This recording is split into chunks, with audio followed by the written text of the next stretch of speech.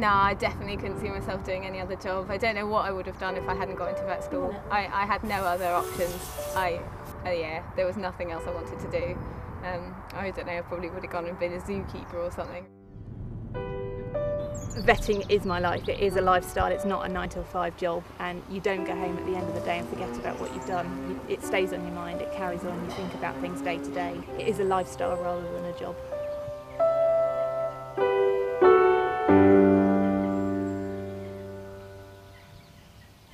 She's got a very bad case of New Forest eye. Well, it's probably silage eye at this time of year.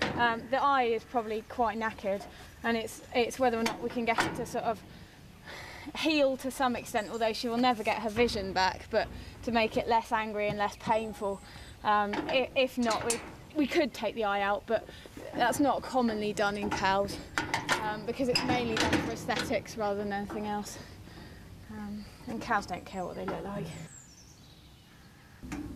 See, what we could do is stitch that third eyelid across. Yes. Over her eye, and it acts as like a plaster. Yes. And we could do that. Well, whichever you think is going to be the easiest to do, really, or the best in the long run. Yeah, I mean that might help it to heal, and that's certainly less invasive and horrendous than taking the eye out.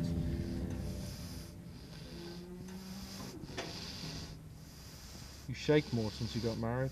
I know, it's all the wine.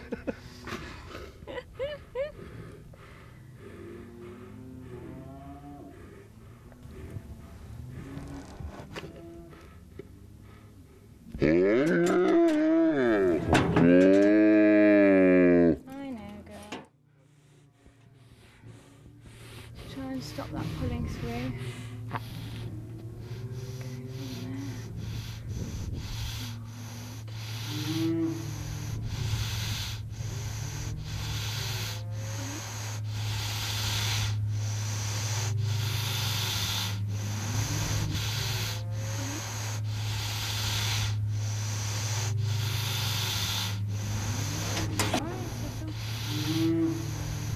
Right, let her go. Let's see what she does. Alright, so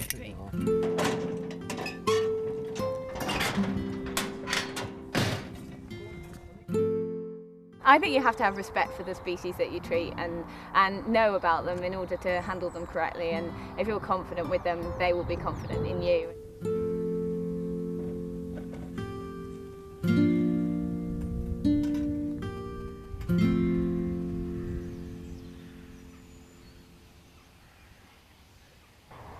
Do I think my job's hard? In a way, yes, but equally I do something I love, and how many people can say that? So in that sense it's not hard, but it is physically tough and emotionally tough as well when you have to deal with life and death on a daily basis. That can be quite challenging, and also you know, farmers' livelihoods and the economics that goes with that. We're going to vasectomise 2 rams, which basically means taking out a bit of the spermatic cord so that they're not fertile, but that they've still got testosterone running through their body, so that the ewes still think they're rams, but they can't actually serve them, if that makes sense. It brings the ewes into cycling before the rams go in, so that they're all cycling together when they put the rams in later in the season. Oh, we all jumped out of our skin. God, I thought that was you, Gavin. I mean, obviously when you're a new grad, everything, you go from one day you're at college and you ask permission to do everything and everybody checks everything you do, to the next day you're graduated and you're then on your own, really. Although you have the support and help of your colleagues, you are the one making decisions where you weren't before, and that can be quite a culture shock. It takes a bit of getting used to, but once you get used to it, the more you do, the more you build in confidence.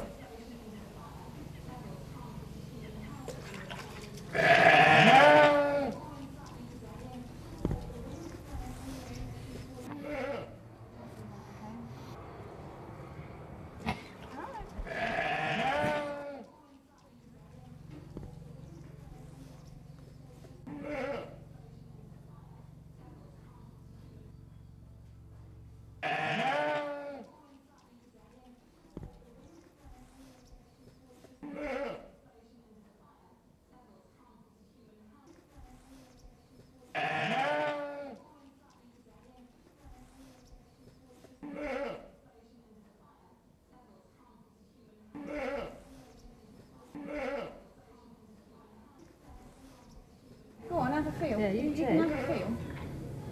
Can you feel it feels like the inside of a pen? Biro. Yeah? Yeah? And you roll it between your fingers and it feels hard, yeah? With farm work, the more you get to know your clients, the more they trust you, the more they ask for you back, which is nice. It builds your confidence, and I mean, we're always learning. I don't think any vet would tell you he knows it all, he or she, but it's a profession where you continually learn from your experience, and also, you know, it's a science, so science is changing all the time, so I don't think you ever stop learning, and it's just building and growing in confidence, and you know, building your experience of what you've seen before and how things have turned out before, and yeah, learning from your mistakes and learning from situations that have gone well as well. Okay, that's a bit of local gone in his nose so he doesn't feel it. Good boy. That was very good, actually.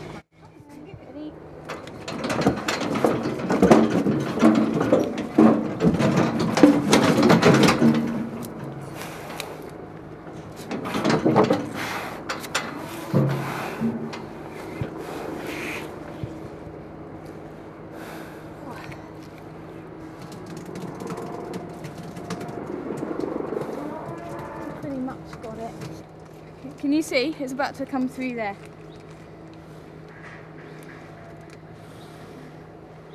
Okay. Good boy. That's better.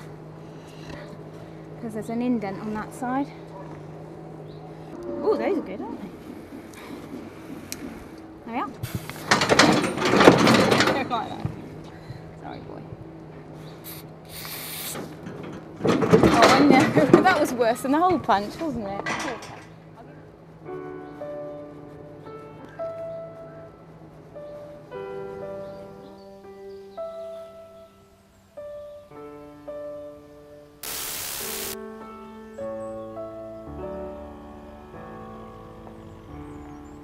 We are reaching the stage now where, from a farm animal point of view, the clients are getting very used to having female vets on farm. But I think there's that initial eyebrows raised, oh crikey, I was expecting a man, that you sometimes will experience. But again, you learn to cope with that with experience. You go, oh well, never mind, here I am instead, shall we get on with it? And 9 times out of 10, no one will say anything else to you. What we're going to do here is just to take the tips off a horn. The horn started to grow round in towards the ear, which is quite unusual, but it can happen with cattle's horns. It's not actually damaging a ear, but there's a risk that it's going to carry on growing into the side of the head rather than out as it should. So we're just going to take the very tip off the horn. They can bleed a little bit when we take them off. We sometimes need to burn them, or we can sometimes just actually plug the blood vessels up to stop them from bleeding. So depending on how this goes, we'll decide what we do with this as we start to cut it.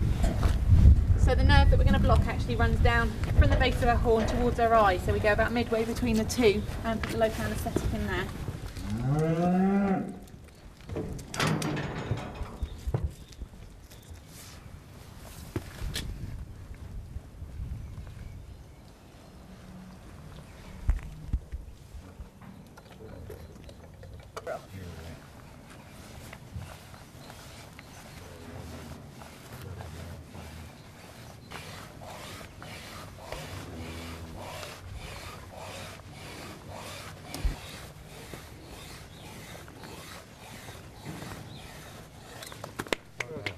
Like that. So I'm just putting some pressure now into where the blood vessel runs on the inside of the horn, just to stop the blood.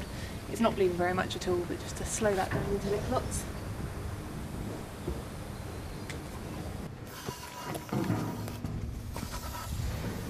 We've got free movement of her ear there now, which is what we really aim for. Down.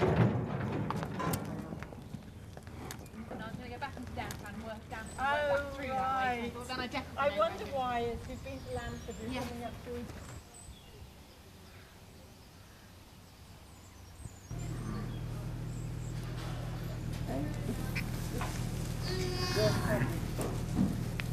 So we've got 2 feet here and no legs, or sorry, 2 feet and no head at the moment. And a bit of a nose there.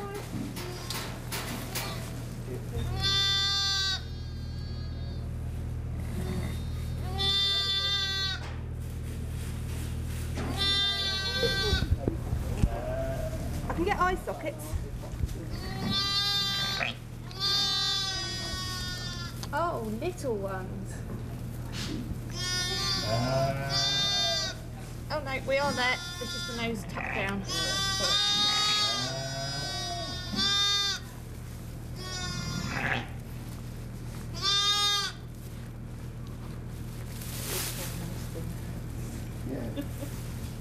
there's our nose coming round there now.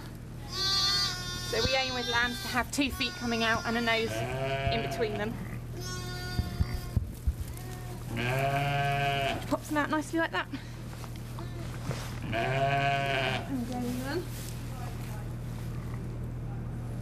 going to be much there, is there? Well done. The second thing we always do is check for a second lamb and a third lamb, and however many more we check for.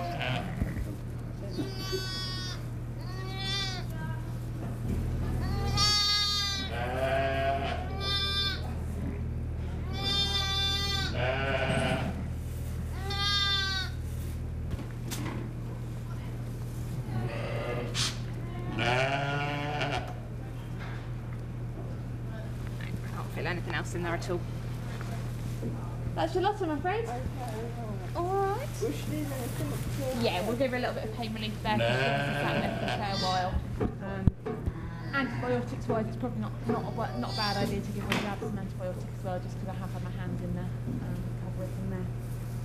Alright. No problem at all. So the lamb is obviously... The lamb is dead. It's probably been sat there for quite a long time where it's had its head tucked back there, so it's quite unusual when you've been sat like that to get a live lamb out. You'll sometimes pull a dead one out that's been blocking and then get a live one out behind it, but no, unfortunately not in this case. Is this always the hard part of the job, Katie, when you end up getting a dead one? It's frustrating, but it's not unusual. A lot of the time with calvings and with lambings, by the time we get there, they've been sat there trying for quite a long time. It's lovely to get a live one, and it's certainly the nice side of the job, but we do get a lot of dead lambings and dead calvings, unfortunately, which is just the nature of the fact that the ones we get called to tend to be the difficult ones to deal with.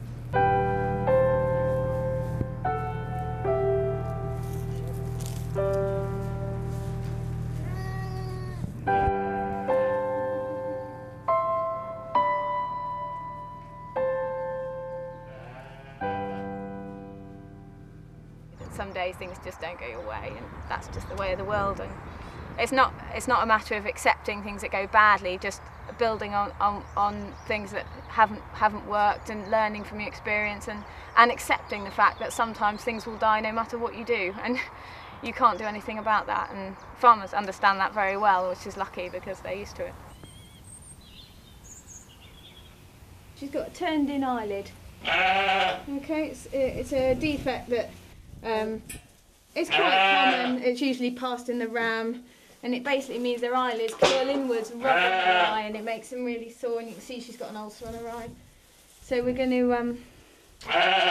to stitch her eyelid away from her eye so it turns out properly. Right, what you're going to have to do, put those legs down there. Okay.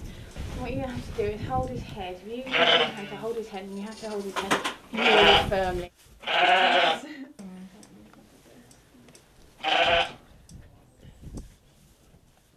Alright, really tight, okay? Oh, well done.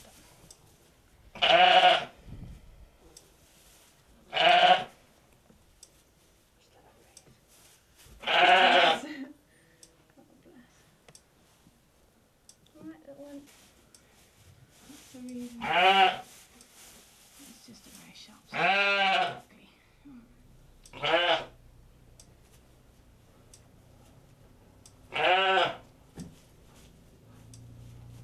It should grow absolutely fine. Once the eyelid is pulled out, it then grows normally and stops the eye to ulcerate.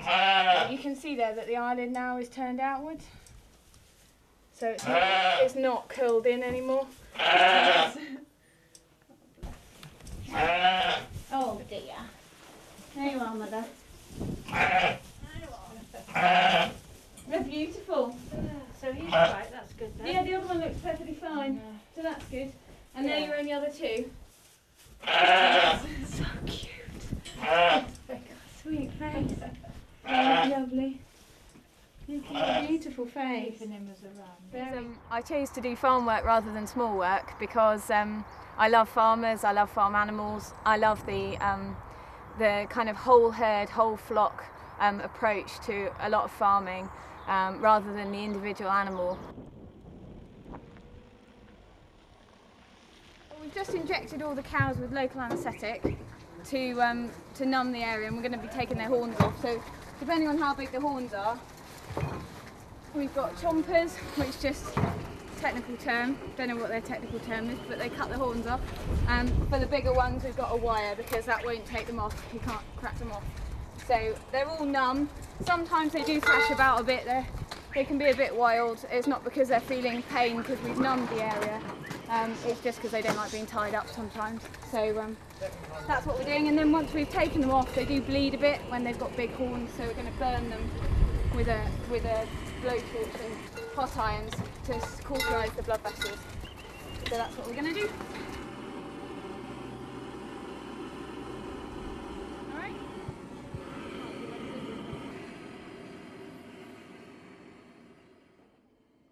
I don't actually find it lonely a job at all. It's lovely to spend time with the farmers on farm, and it's nice to have a bit of peace and quiet with the radio turned up in my car driving between calls. And when you're a newly qualified vet as well, you spend a lot of time thinking through your cases and thinking what you're going to do at the next call and what you've done at the last call, so it gives you a good period of time just to reflect on what you've done and, you know, could I have done anything better, or, you know, how could I have handled the situation in a different way. It's a fantastic style of work. It's what all I would want to do now. I love the small animal work, but I think the farming is the way forward. And the more of us that there are in practice, the more graduates and new graduates coming through are going to think, I can do that, I can go out there and do that, which is how I started off here in the first place.